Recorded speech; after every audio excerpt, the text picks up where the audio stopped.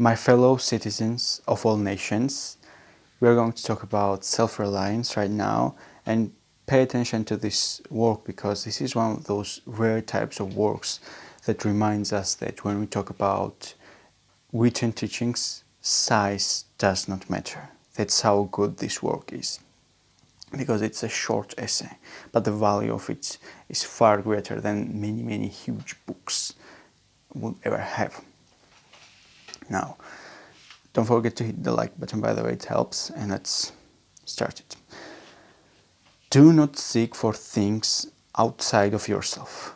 This is how this work starts, by telling us to do not seek things for outside of yourself, basically. Do not seek for things outside of yourself. And it's kind of saying us that there is nothing outside of yourself that can ever enable you to get better, stronger, richer, quicker, or smarter.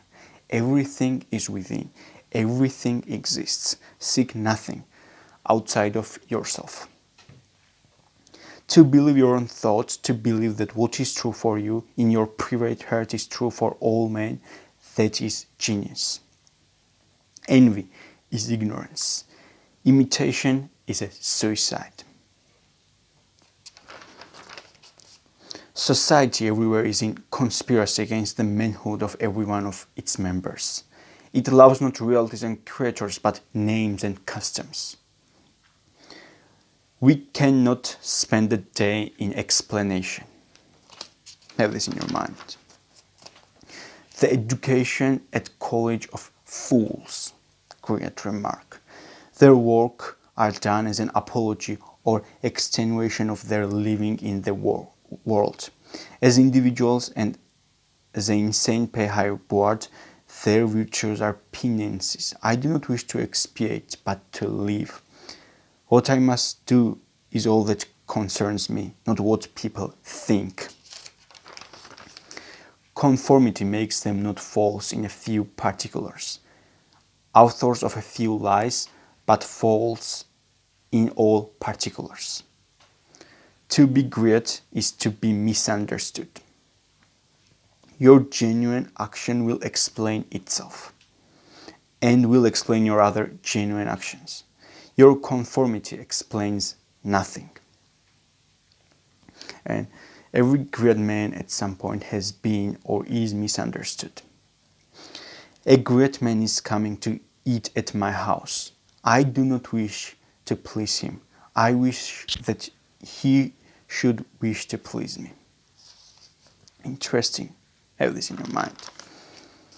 The man must be so much that he must make all circumstances indifferent.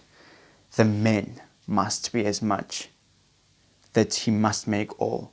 The man must be so much that he must make all circumstances indifferent. Let this sink in your mind. But the man in the street, finding no worth in himself, which corresponds to the force which built a tower or sculptured a marble god, feels poor when he looks on this. Now there's this story. Sotu was picked up dead, drunk in the street, carried to the duke's house, washed and dressed and laid in the duke's bed, and on his waking treated with all obsequious ceremony like the duke, and assured that he had been insane.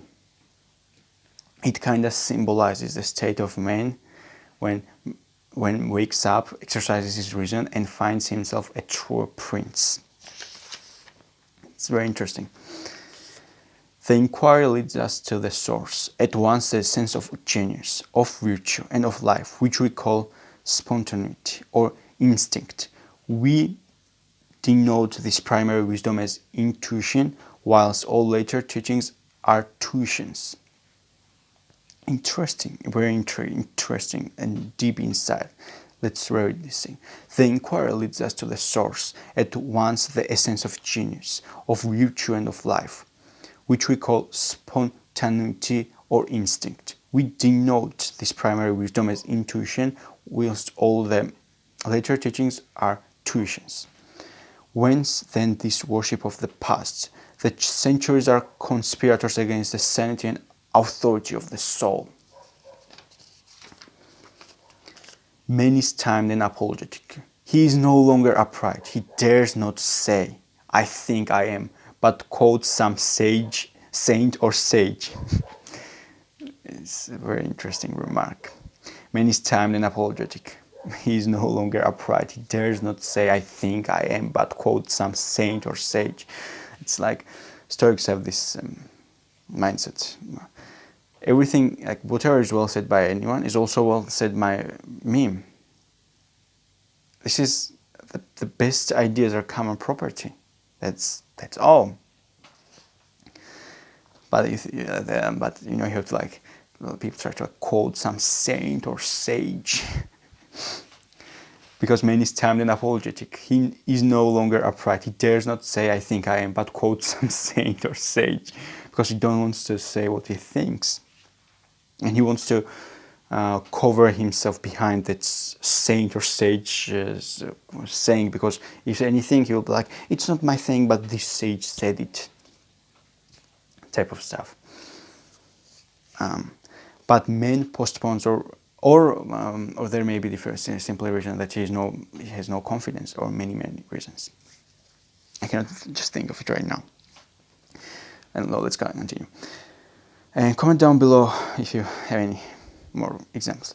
But man postpones or remembers. He does not live in the present, but with reverted eye laments the past, or heedless of the riches that surround him, stands on tiptoe to foresee the future. He cannot be happy and strong until he too lives with nature in the present, above time. The only thing we have is the present moment. The moment we start fearing, postpone stuff, right? This is we lose the only thing we have, the present. We shall not always set so great a price on a few texts, on a few lives, on few lives. Basically, he refers to religious scriptures. He calls the Bible a dead book, which is a very interesting remark. If we live truly, we shall see truly. It is easy for the strong man to be strong, as it is easy for the weak to be weak. When we have new perception, we shall gladly disburden the memory of its hoarded treasures as old rubbish. All men have my blood, and I have all men's. What a mindset. Have this in your mind. No man can come near me but through my acts. Live no longer to the expectation of these deceived and deceiving people with whom we converse. Basically, these people can be your father, mother, wife, brother, friend, etc. Live no longer to the expectation of these deceived and deceiving people with whom we converse. One of the most powerful lines have this. So many people have this problem, and they don't know how to deal with it, and they don't want to drink this advice of the wise with open hearts and say, live no longer to the expectation of these deceived and deceiving people with whom we converse. This is what this type of people need to tell themselves. We live no longer to the expectation of these deceived and deceiving people with whom we converse. The sinew and heart of a man seem to be drawn out, and we are becoming timorous, desponding whimperers. We are afraid of trust, afraid of fortune, afraid of death, and afraid of each other. Such a powerful when you're stunned by seeing this thing, such a powerful observation. We are afraid of trust, afraid of fortune, afraid of death, afraid of each other. And so this could have much more. We are afraid of so many things. We're afraid of just cold hard trust. We want men and women who shall renovate life and our social state, but we see that most natures are insolvent, cannot satisfy their own wants, have an ambition out of all proportion to their practical force, and do beg day and night continually. Our housekeeping is mendicant. Our acts, our occupations, our marriages, our religions, we have not chosen, but society has chosen for us. We are parallel soldiers. We shun rugged battle of fate, where strength is born. This is excellent observation, a very deep observation. If our young men miscarry in their first enterprises, they lose all heart. If the young merchant fails, men say he is ruined. If the finest genius studies at one of our colleges and is not installed in an office within 1 year afterwards in the cities or suburbs of Boston or New York, it seems to his friends and to himself that he is right in being disheartened and is complaining the rest of his life. This is probably one of the most powerful observations in this essay, in this work. Like, of course you will fail your first try, but you should not see it because of that setback your entire life and cry and complain. That won't change anything. Keep trying and you will evolve. It's numbers game. Keep trying. Keep doing that and then just move. Traveling is a fool's paradise. They measure their esteem of each other by what each has and not by what each is. Refers to humans, of course. This is only as a man puts off all foreign support and stands alone that I see him to be strong and to prevail. He is weaker by every rescue to his banner. Nothing can bring you peace but yourself. Nothing can bring you peace but the triumph of principles. Insist on yourself. Never imitate. Your own gift you can present every moment with the cumulative force of a whole life's cultivation. But of the adopted talent of another, you have only an extemporaneous half possession. That which each can do best, none but his maker can teach him.